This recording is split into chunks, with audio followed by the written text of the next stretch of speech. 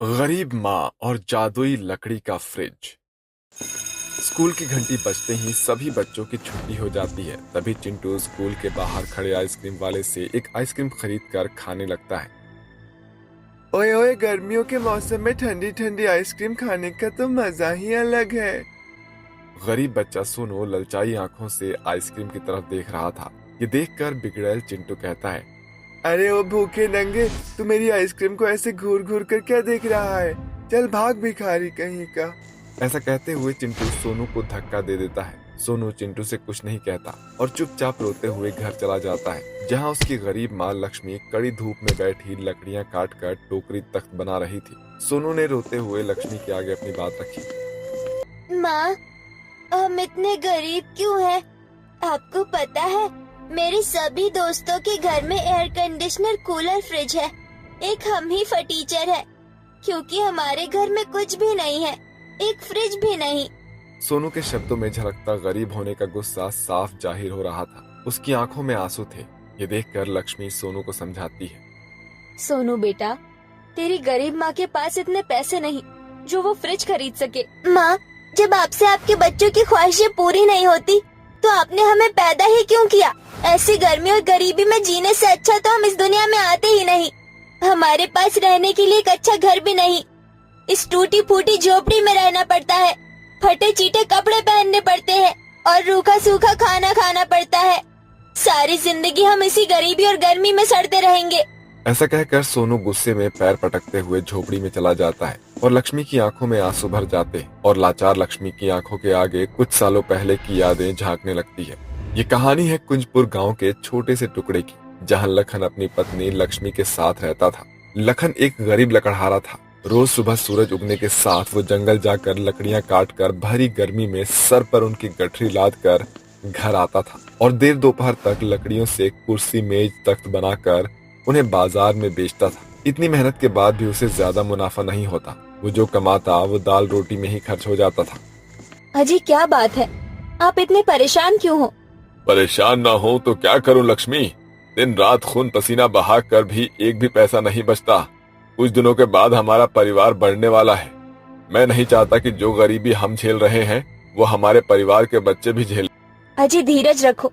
भगवान अगर आज हमें दुख दे रहा है तो कल सुख भी देगा। ऐसे ही समय बीतता जाता है। इस बीच लक्ष्मी चंदन, बबीता और सोनू की माँ बन जाती है। एक दिन गांव में तेज तूफान उठता है। लक्ष्मी, मैं जंगल जा रहा हूँ लकड़ी लाने। अजी, मेरी मानो तो आज जंगल मत जाओ। देखो ना, मौसम कितना खराब है। अरे मैं जल्दी आ जाऊंगा, तुम बच्चों का ख्याल रखना। ये कहकर लखन चला गया और लौटकर फिर कभी नहीं आया। तूफान के कारण जंगल में कई पेड़ उस गरीब पर गिर गए और उसकी जान चली गई। तब से आज तक वो गरीब माँ बिना थके अपने बच्चों के लिए मेहनत कर रही है और उनका पेट पालने के लिए लकड़ी का सामान बनाकर बाजार में बेचती है। मेरे बच्चों ने मुझसे पहली बार किसी चीज की फरमाइश की है, मैं उसे पूरा जरूर करूंगी। ये गरीब माँ तुम तीनों के लिए फ्रिज जरूर लाएगी बच्चों। उस रोज वो गरीब माँ सारा दिन भूखे प्यासे फ्रिज की दुकान पर भटकती रही, जहाँ फ्रिज की बड़ी कीमत सुनकर वो निराश होकर लकड़ी काटने जंगल आ गई। मेरे पास इतने पैसे भी नहीं कि मैं अपने बच्चों के लिए एक फ्रिज खरीद सकूं, मगर क्या मैं लकड़ी से फ्रिज बना सकती हूँ? हाँ, मैं अपने बच्चों के लिए लकड़ी से फ्रिज बनाने की कोशिश कर सकती हूँ।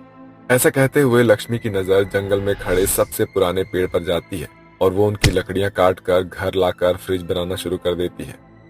माँ, ये आप क्या बना रही हो? चंदन, मैं तुम तीनों के लिए फ्रिज बना रही हूँ। इसके बाद लक्ष्मी और चंदन दोनों लकड़ी काटकर फ्रिज का मजबूत आवरण बनाने लगते हैं। देखते ही देखते शाम ढल जाती है। तभी बबीता अपनी माँ से कहती है, माँ, अब बाकी का काम कल कर लेना। तुमने सुबह से कुछ भी नहीं खाया है, चलो कुछ खा लो। तुम सारा दिन हमारे लिए कितनी मेहनत करती हो। बबीता बेटी, बस फ्रिज का दरवाजा बनना बाकी रह गया है, मैं आती हूँ, तू अंदर जा। इसके बाद लक्ष्मी फ्रिज का दरवाजा बनाकर फ्रिज तैयार कर देती है और लकड़ी के उस फ्रिज को झोपड़ी में लाती है। और सभी जब खाना खाकर सो जाते हैं तो पूरा कमरा ठंडा हो जाता है, जिससे लक्ष्मी और उसके तीनों बच्चों की नींद टूट जाती है। ऐसे ही लक्ष्मी घड़ी की तरफ देखती है तो सुबह के 5 बजे होते हैं। बबीता दीदी, चंदन भैया, हमारे झोपड़ी में इतनी ठंडक कैसे है?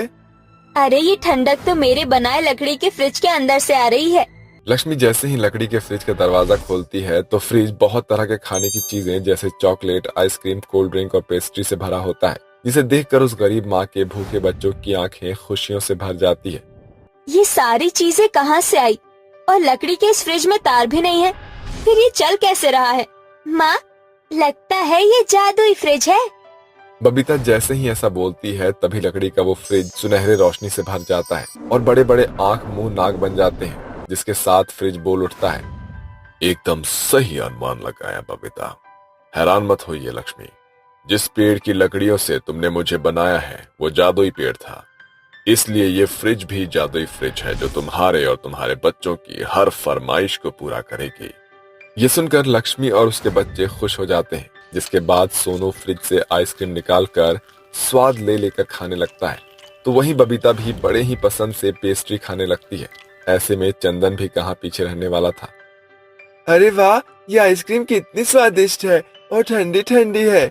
जादुई फ्रिज, तुम्हारा बहुत बहुत शुक्रिया ये सब देने के लिए।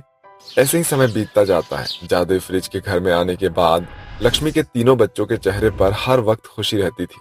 एक दिन लक्ष्मी अपने बच्चों के साथ सो रही होती है, तभी तेज आंधी तूफान आता है और झोपड़ी की छत सोनू के सर पर गिर जाती है, जिससे उसके सर पर चोट लग जाती है। माँ, मुझे बहुत दर्द हो रहा है।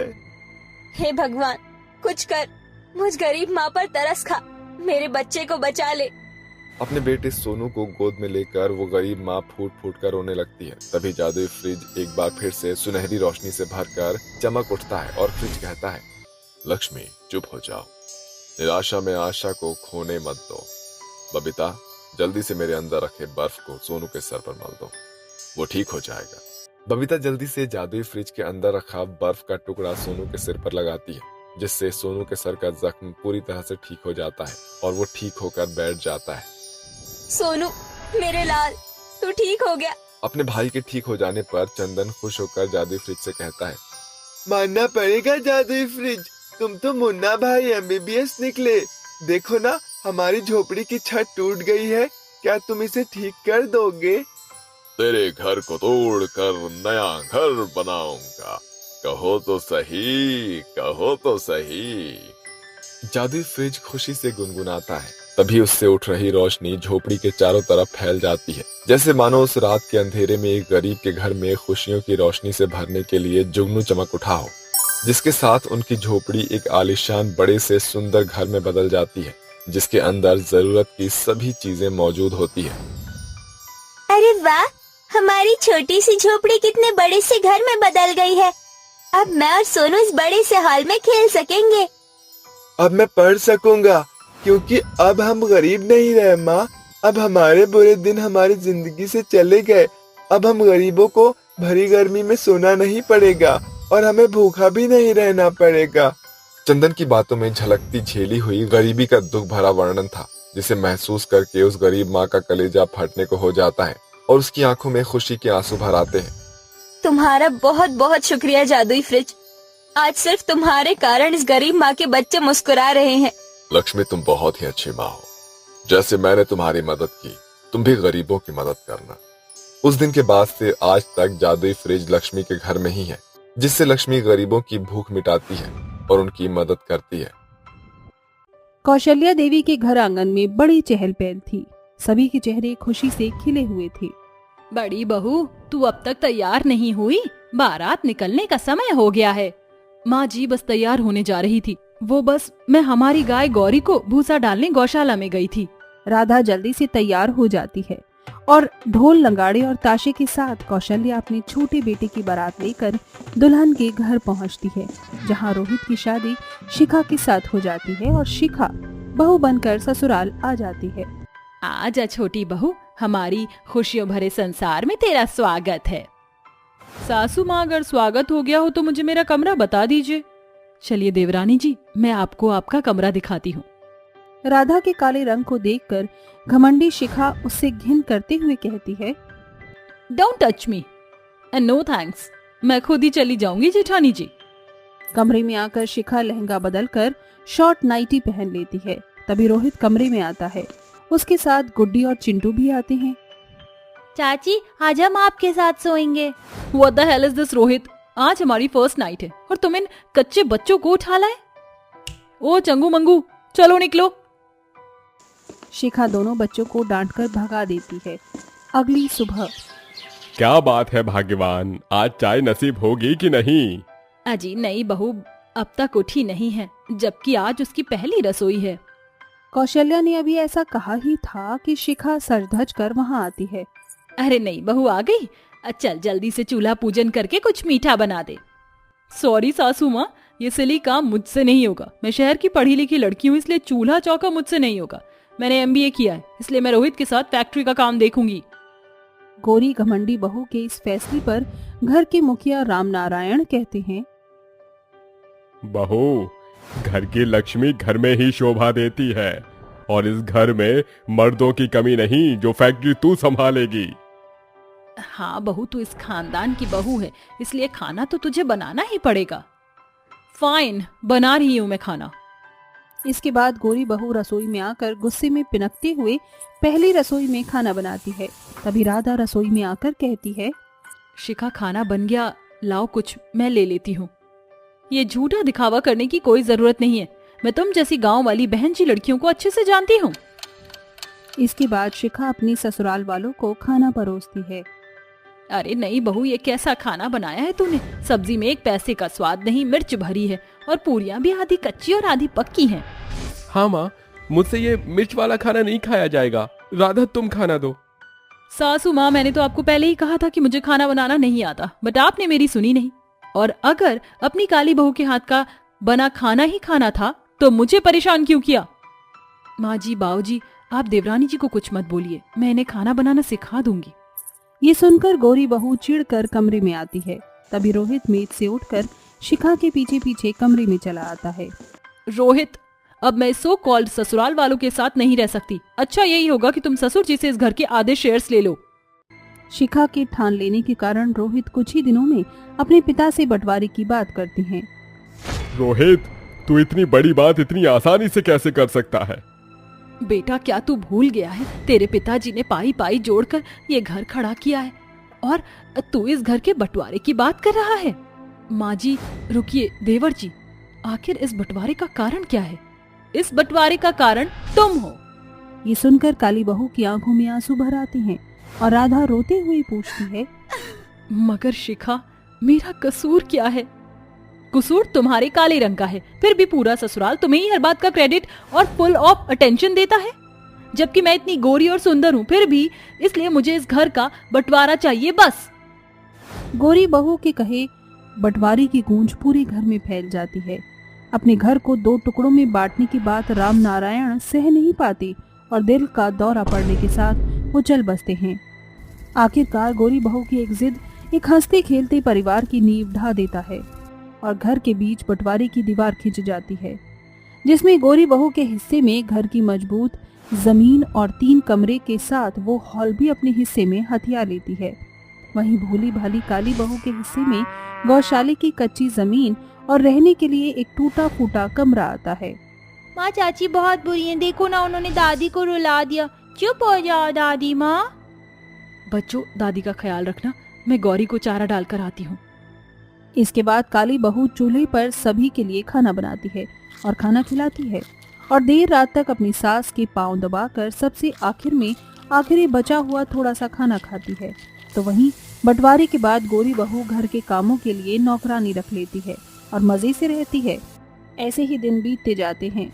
शिखा और रोहित राम नारायण की फैक्ट्री से खूब मुनाफा कमाते हैं, जिससे गौरी बहू अपनी महंगी ख्वाहिशों पर खुलकर खर्च करती है। रोहित, प्लीज मुझे अपना एटीएम तो देना। शिखा, मैंने कल ही तो तुम्हें 50,000 रुपए दिए थे, तुमने एक ही दिन में सारे पैसे खर्च कर दिए। So what, it's not a big deal. मुझे पार्लर गए 15 दिन होने को हैं, मेरी स्किन डल हो रही है, इसलिए मुझे ट्यूटोरियल कराना है। एटीएम दो। इस पर रोहित शिखा को एटीएम देता है। ऐसे में जहां एक तरफ गौरी बहू अपनी सुंदरता के पीछे एक दिन में हजारों रुपए फूंकती, वहीं काली बहू सबसे पहले घर की जरूरतों को देखती और दूध बेचकर 2 पैसे कमाने के लिए भरी गर्मी में अपनी गाय गौरी के लिए खेत से घास लेकर आती है और कड़ी धूप में उसके गोबर से उपले बनाती और गौरी का दूध बेचकर उससे राशन पानी खरीदती। सुनो जी, खाने में क्या बनाऊं? सिर्फ आलू पड़े हैं और माँ जी का शुगर ज्यादा बढ़ गया है, इसलिए उनके लिए कुछ हरी साग सब्जी ले आना। ठीक है राधा, मैं लाता हूँ। इसके बाद गोपाल सब्जी खरीदने बाजार निकल जाता है। तभी राधा के दोनों मासूम बच्चे कहते हैं, माँ कितने दिनों से हम ये रूखा सूखा ही खा रहे हैं, आपके हाथों बने खोए की खीर खाए कितना वक्त हो गया, आज बना दो ना। बहू, अगर बच्चों का मन है तो बना देना, उनका मन तो मत मार। इसके बाद राधा गौरी के बचे थोड़े से दूध से खीर बनाकर सभी को खिलाती है। खीर खाकर बच्चे बहुत खुश होते हैं। अरे वाह, कितनी स्वादिष्ट खीर बनाई है आपने माँ। हमारी मानो तो गौरी का दूध बेचने की बजाय आप उनसे मिठाई बनाकर बेचो, वो महंगी बिकेंगी। बच्चों की बुद्धि भरे विचार से गरीब काली बहू को आगे बढ़ने का रास्ता मिल जाता है, जिसके बाद वो गौरी के दूध से तरह तरह की मिठाई बनाकर उन्हें बाजार की बड़ी बड़ी दुकानों पर बेचने लगती है। मिठाइयों के बेहतर स्वाद से ग्राहक मंत्रमुग्ध होते हैं, जिससे राधा को और ज्यादा मिठाई बनाने का ऑर्डर आता है। अब काली बहू का पूरा परिवार मिठाई बनाता है।